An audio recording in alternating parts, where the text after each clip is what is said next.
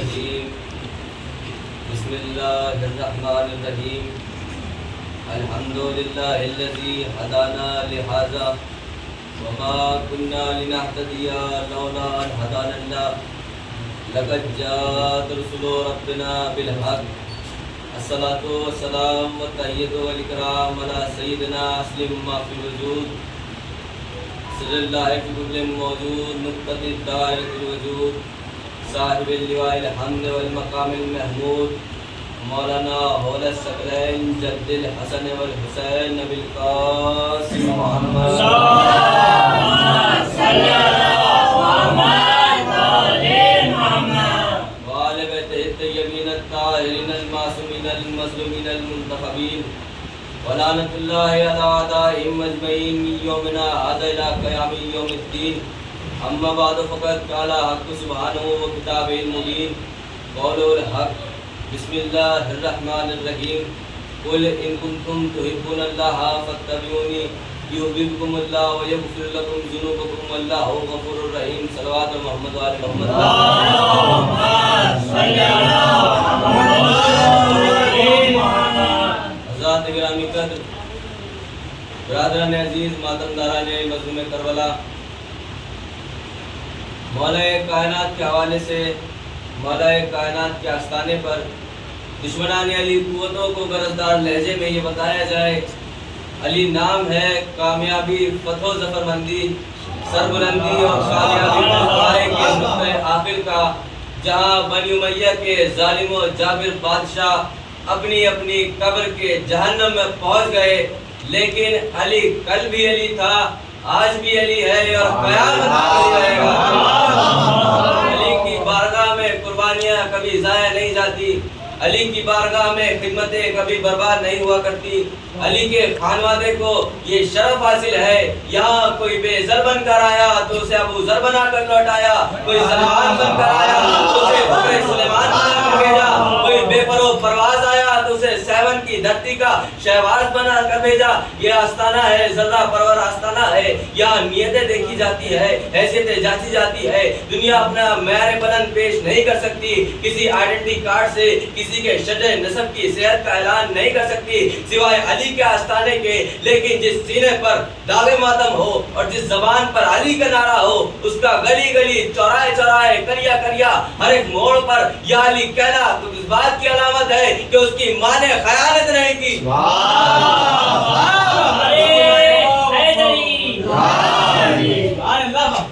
اپنی گفتگو کو بہت مختصر کر کے، کیونکہ یہ لمحہ ہے خاص ضربت کے اس لمحے کا جب زمین و آسمان لرز گئے تھے ایک مرہون کی ناپاک نساء سے۔ مسلمانوں کے امام ابن خلدون نے لکھا کہ ایک صحابی رسول آیا پیغمبر اسلام کی خدمت میں آ کر اس نے کہا یا رسول اللہ میرے دل و دماغ کی عجیب کیفیت ہو گئی ہے، اطاعت آپ کی کرتا ہوں، محبت علی سے ہے۔ برابر میں بیٹھنے والے نے پہلے پوچھا یا رسول اللہ یہ کون سی اطاعت کا طریقہ ہے، اطاعت آپ کی کرتا ہے، محبت علی سے ہے۔ ایک دل جلے نے پوچھا یا رسول اللہ یہ کون سی اطاعت کا طریقہ ہے، محبت علی سے کرتا ہے، اطاعت آپ سے کرتا ہے۔ یہی تو ہم بتانا چاہتے ہیں، ہم سے زیادہ ہے صحابہ کا احترام کون کرے گا؟ جانے قربان ایسے صحابہ پر جو اطاعت رسول کی کرے، محبت علی سے رکھے۔ تو صحابی جواب دیتا ہے اپنی اپنی معرفت کی بات ہے، اپنی اپنی ناست قلب کی بات ہے، اپنے اپنے شجر نسب کی بات ہے۔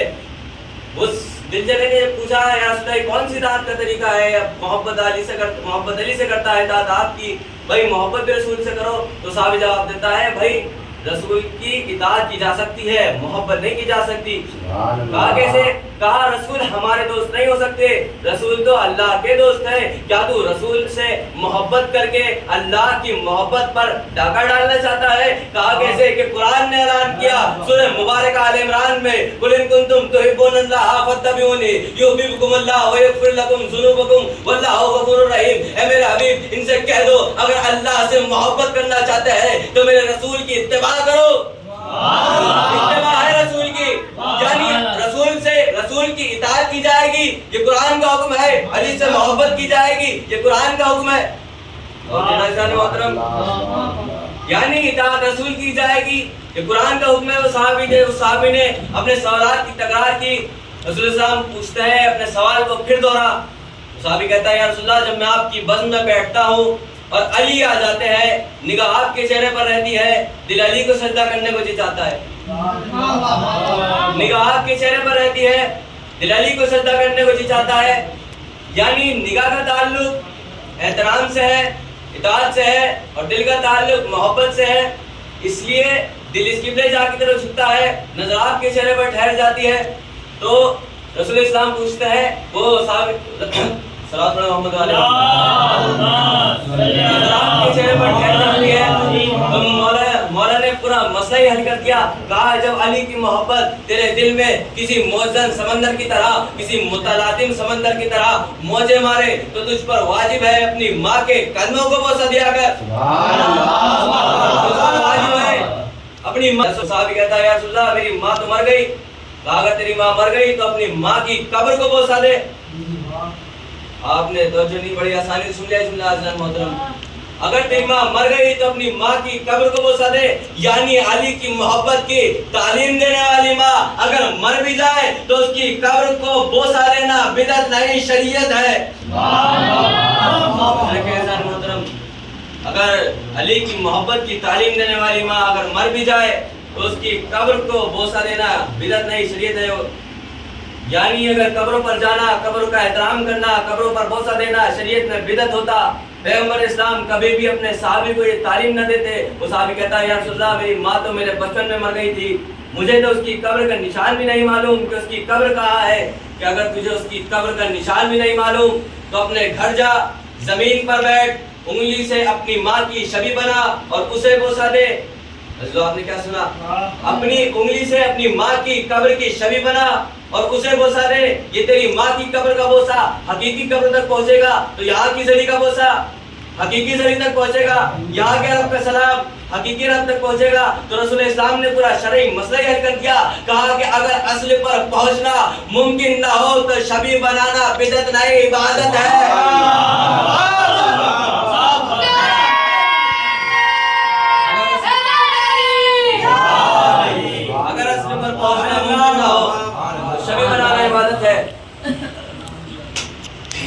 محمد والے محمد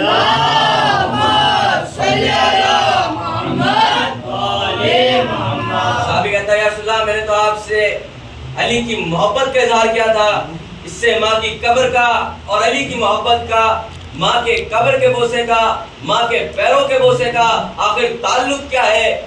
یا رسول اللہ میرے بارے میں کچھ فرمائے۔ رسول اسلام فرماتے ہیں اس میں تیری فضیلت نہیں ہے بلکہ اپنی ماں کی قبر کو بوسہ اس لیے دے اور یہ کہہ کر دے کہ جب علی کی محبت تیرے دل میں کسی سمندر کی طرح موجے مارے تو اپنی ماں کی قبر کو بوسہ یہ کہہ کر دے اے ماں تیرا تجھ پر لاکھوں سلام کہ تو نے میری ولادت میں خیانت نہیں کی، تو نے میری ولادت میں خیانت نہیں کی۔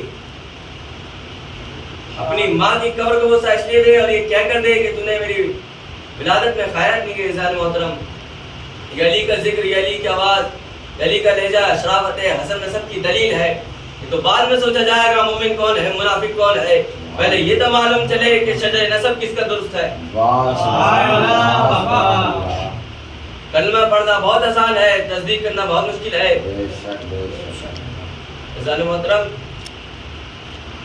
جب رسول اسلام جب آیت نازل ہوئی ہے میرے رسول سب سے پہلے کفار مکہ میں اپنے قرابت داروں کو دعوت اسلام دو، تو 40 کفار قریش بیٹھے ہوئے ہیں۔ رسول اسلام اٹھ کر اعلان رسالت کرتے ہیں، اعلان اسلام کرتے ہیں، پورا مجمع مخالفت کر رہا ہے سوائے ایک 12 برس کا بچہ اٹھ کر ابو طالب کی گود کا بالا اعلان کرتا ہے یا رسول اللہ میں تصدیق کرتا ہوں آپ اللہ کے رسول ہے، میں اعلان کرتا ہوں اللہ وحدہ لا شریک ہے، میں نے آپ کو مکہ میں 40 برس کے بعد نبی بنتے ہوئے نہیں دیکھا، میں نے آپ کو مکہ میں 40 برس کے بعد نبی بنتے ہوئے نہیں دیکھا، میں نے تو اس وقت آپ کو زیور نبوت سے راستہ دیکھا تھا جب آدم بھی پیدا نہیں ہوا تھا،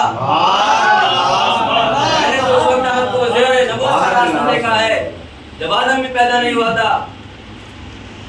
سب سے پہلے علی نے کہا ہے عزیز محترم۔ اب جب میں اس جملے کو عربی میں بیان کروں تو یہ ہوگا علی اٹھے، سب سے پہلے اس دھرتی پر، اس زمین پر، اس کھیتی پر ابو طالب کے بیٹے نے کہا اشہد ان علی ولی اللہ، اشہد ان لا الہ الا اللہ، اشہد ان محمد رسول اللہ، میں تصدیق کرتا ہوں اللہ وحدہ لا شریک ہے، میں تصدیق کرتا ہوں آپ اللہ کے رسول ہے۔ پیغمبر اسلام نے کیا فرمایا تھا؟ حضرت رسول اللہ شیرہ میں کہا تھا اے لوگوں میں تمہارے لیے دنیا و آخرت کی بہترین نعمتیں لے کر آیا ہوں، کون ہے جو میری مدد کرے گا، کون ہے جو میرا جانشین ہوگا، کون ہے جو میرا وزیر بنے گا؟ تو علی نے تصدیق بھی کر دی، علی نے گواہی بھی دے دی، علی نے اشہد ان علی ولی اللہ، اشہد ان لا الہ الا اللہ، اشہد ان محمد رسول اللہ، یہ علی نے کہا۔ امین رسول صادق بھی ہے، امین بھی ہے، رسول نے اپنا وعدہ پورا کرتے ہوئے اسی بزم میں بلا فصل کا اعلان کیا، اشہد ان علی ولی اللہ، میں تصدیق کرتا ہوں تو اللہ کا ولی ہے، میں تصدیق کرتا ہوں تو اللہ کا ولی ہے۔ یہ سب سے پہلے علی نے کہا ہے۔ دوستو جاگو، یہ جو کلمہ پوری دنیا پڑھ رہی ہے اشہد ان علی ولی اللہ، وہ یہ جو دنیا کلمہ پڑھ رہی ہے اشہد ان لا الہ الا اللہ محمد رسول اللہ، یہ علی کی سنت ہے، اور جو کلمہ ہم پڑھ رہے ہیں اشہد ان علی ولی اللہ، یہ علی کی سنت ہے۔ حضرات محترم، آج بس یہی پر گفتگو تمام کرتا ہوں، کیونکہ آج اس بیوی کو پرسہ دینا ہے جس کو رونے نہیں دیا گیا۔ حضرات محترم، آج خود سید الشہداء کو پرسہ دینا ہے، اس کا پرسہ دینا ہے ان کی بیٹی کا، سینے پہ سونے والی کا۔ حضرات محترم، کہ جب آپ کو دیکھا ہوگا کہ جب بچے ماں باپ اپنے بچوں کو مختصر سی کہانیاں سنا کرتے ہیں، تو سرکار سید الشہداء اپنی بچی کو کہانیاں سنایا کرتے تھے۔ جب کسی خاتون نے شام میں بیوی سکینہ پر صدقہ پھینکا اور یہ کہا بی بی یہ صدقہ لے لو اور ہمارے لیے دعا کرنا، بیوی کو جلال آ گیا کیونکہ حسین کی بیٹی تھی۔ کہا تجھے معلوم نہیں ہم آل رسول ہے، ہم پر صدقہ حرام ہے۔ وہ خاتون دوڑے دوڑے گھر گئی، گھر سے نظر کی کھجور لے کر آئی، کہا بی بی کھجور لے لو اور ہمارے لیے دعا کر دو۔ بی بی نے کیا کہا؟ بی بی نے اپنے ننھے ننھے ہاتھ اٹھائے، کہا یہ کھجور میں بعد میں کھاؤں گی، پہلے یہ بتا تیری دعا کیا ہے؟ اس نے کہا کہ میری پہلی دعا تو یہ ہے کہ میرا شوہر پردیس گیا ہے، اس کے لیے دعا کرنا کہ وہ صحیح و سلامت واپس لوٹے۔ اس نے دوسری دعا بتائی، تیسری دعا بتایا سن مطلب اس نے کیا کہی؟ کہا کہ اے بی بی ہمارے لیے دعا کرنا کہ جس طرح آپ یتیم ہوئی ہو اس طرح میرے بچے یتیم نہ ہو، جس طرح آپ یتیم ہوئی ہو اس طرح میرے بچے یتیم نہ ہو۔ رہو بی بی کو جلال آ گیا، پھوپھی اماں سے کہنے لگی، پھوپھی اماں بابا مجھے اکثر کہانی سنا کرتے تھے، ایک بار انہوں نے مجھے ایک نبی کی کہانی سنائی تھی جناب صالح کے، جن کا ذکر اللہ نے قرآن میں بھی کیا ہے کہ ان کی امت نے ان کی اونٹنی کو ذبح کر دیا، لیکن اللہ نے اس اونٹنی کو ایک بچہ دیا تھا۔ جب ان کی امت نے اونٹنی کا بہان کاٹا تو وہ اونٹنی مر گئی، اور اس اونٹنی کا بچہ پہاڑ پہ جا کر رو کر بددعا کرتا ہے، اے پروردگارا اس اونٹنی پر، اس قوم پر عذاب نازل کر، انہوں نے میری ماں کو قتل کر دیا۔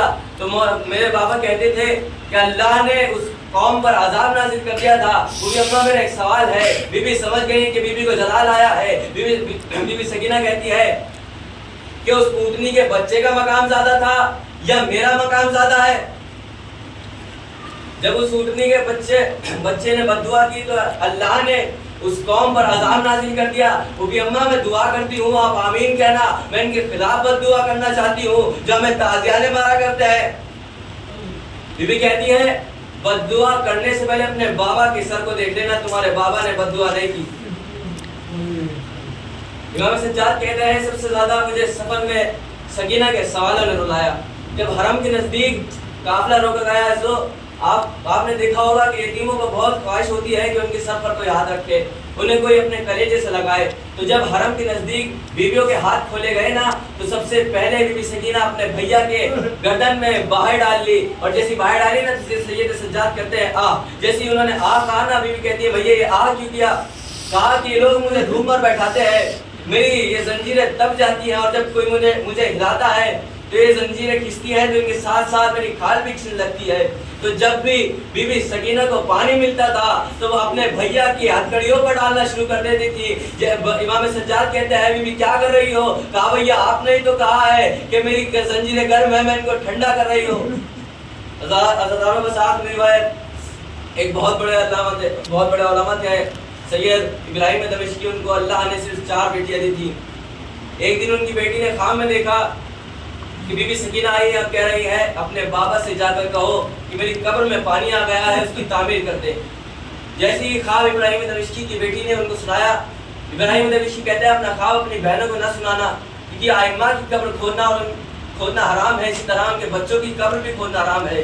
دوسرے دن دوسری بیٹی نے بھی یہی خواب دیکھا، تیسرے دن تیسری بیٹی نے یہی خواب دیکھا، چوتھے دن خود ابراہیم دمشقی کہتے ہیں کہ ایک بی بی آئی ہے، کہہ رہی ہے ابراہیم دمشقی ہم نے اپنی تمہاری بیٹیوں کے ذریعے تم تک پیغام بھجوایا تھا، میری قبر میں پانی آ گیا ہے، اس کی تعمیر کر دے۔ ابراہیم دمشقی بہت بڑے علماء تھے، انہوں نے دمشق کے سارے علماء کو جمع کیا، کہا کہ میں نے خواب دیکھا ہے، انہوں نے کہا کہ ہاں تعمیر کی جائے۔ جب مزدوروں نے قبر کو کھودا، جیسے ایک مرتبہ مزدور نے کہا کہ مجھے کفن محسوس ہو رہا ہے، ابراہیم دمشقی کہتے ہیں فوراً یہاں سے چلے جاؤ، یہ سید زادی کی قبر ہے۔ ابراہیم دمشقی کہتے ہیں وہ جو روایت ہے نا کہ یزید نے غسالہ کے ہاتھوں کفن بھیجا تھا، اس روایت کو دوبارہ نہ پڑھنا۔ کہا کیوں؟ کہا کہ اس لیے کہ میں نے سکینہ کو کرتے میں دیکھا ہے، میں نے سکینہ کو کرتے میں دیکھا ہے عزادارو، میں نے دیکھا کہ سکینہ کے کان زخمی تھے، میں نے دیکھا کہ سکینہ کے ہاتھوں میں رسیوں کے نشان تھے، سکینہ کرتے میں تھی عزادارو۔ جب رات کی تاریکی ہوئی، جب بی بی سو رہی تھی، بی بی نے خواب میں دیکھا کہ بابا آئے ہیں۔ بابا کو دیکھنا تھا، بی بی کہتی ہے بابا آپ کے جانے کے بعد شن نے تماشے مارے ہیں، بابا آپ کے جانے کے بعد میرے گوشوارے چھینے ہیں، بابا آپ کے جانے کے بعد میں امو کو بہت بلاتی رہی لیکن میری مدد کو کوئی نہ آیا، بابا آپ مجھے اپنے ساتھ لے جائیں، میں اب یہاں رہنا نہیں چاہتی۔ اتنے میں بی بی کی آنکھ کھل گئی، جیسے ہی بی بی کی آنکھ کھلی، بی بی زینب سے کہتی ہیں بوبی اماں میں نے ابھی بابا کو دیکھا تھا، ابھی یہیں تھے، مجھے اپنے بابا کے پاس جانا ہے۔ جیسے ہی بی بی کا خواب سننا تھا، تمام بیویوں نے رونا شروع کر دیا، بیویوں کا رونا شروع کرنا تھا، بیویوں کے رونے کی آواز یزید کے کانوں تک پہنچی۔ یزید نے کہا یہ کیوں رو رہے ہیں، یہ کیوں مجھے سننے نہیں دے رہے؟ کسی نے کہا کہ ایک بچی ہے جو اپنے بابا کے غم میں رو رہی ہے، جو اپنے بابا کے پاس جانا چاہتی ہے۔ کہا اس کی بچی، اس کا بابا کون ہے؟ کہا کہ وہ حسین کی بیٹی ہے۔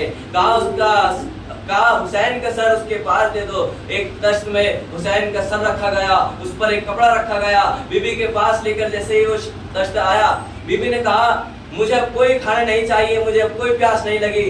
بی بی جیسے ہی اس نے اس کپڑے کو امام کے سر سے اٹھایا، بی بی رونے لگی اور ایک آواز بلند کری، اے بابا جب آپ خیمے سے گئے تھے آپ کی رگیں کٹی ہوئی نہیں تھی، بابا آپ کے جانے کے بعد شیطان نے بہت ظلم اٹھائے ہیں، بابا آپ کو سکینہ کی محبت کا واسطہ میرے پاس آ جاؤ، اتنا کہنا تھا۔ ایک مرتبہ امام کا سر تشت سے اٹھنا تھا، بی بی سکینہ نے اپنی آغوش میں لیا، آغوش میں لینا تھا، بی بی رونے لگی۔ بی بی نے اپنا کان امام کے رخسار پر رکھا، تمام بیویوں نے حلقہ بنا لیا، بیویوں نے دیکھا کہ بچی گر گئی۔ جیسے ہی بچی کا گرنا تھا، امام سجاد نے کہا انا للہ و انا الیہ راجعون۔ بی بی سمجھ گئی کہ اب بچی دنیا میں نہیں رہی۔ بس آخری بات عزادارو، جب امام سجاد نے بی بی کی قبر بنائی، بی بی کو اپنے ہاتھوں میں لیا، کربلا کا رخ کر کے کہا او 72 کے عزادار بابا اپنی بچی کو لے لو۔